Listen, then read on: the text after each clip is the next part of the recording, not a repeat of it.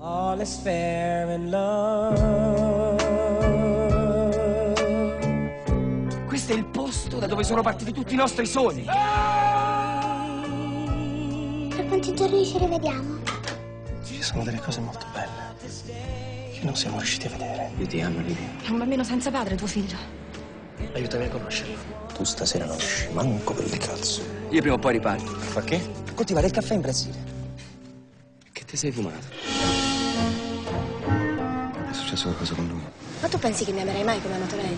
Io non ho mai visto nessuno divorziare in questo modo. C'è una bambina di mezzo. Dai, avanti, Carlo, non è la bambina. Io non posso più stare con te. C'è un'altra persona che mi piace. Adesso questa stronza che io pensavo fosse la donna della mia vita mi ha mollato per un altro e se n'è andata. Che cosa devo fare? Ma scusi, se lei è sicuro di averle dato il massimo, perché se la prende tanto? Io l'ammazzerei. No, no, no, ammazza! Fermalo! Ammazzami! Ma che state a fare? Tranquilla, ma tutto a posto. Stiamo a fare la lotta. Sto parlando con mia moglie! Dimmi perché mi hai frequentato per tutti questi mesi, eh? Perché ti amo. Io ti amavo più di qualsiasi altra cosa al mondo. Tutte le onde del nostro destino.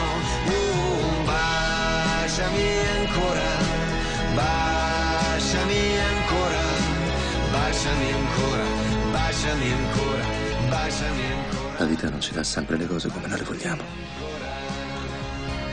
L'importante è che ce le dia. Baciami ancora.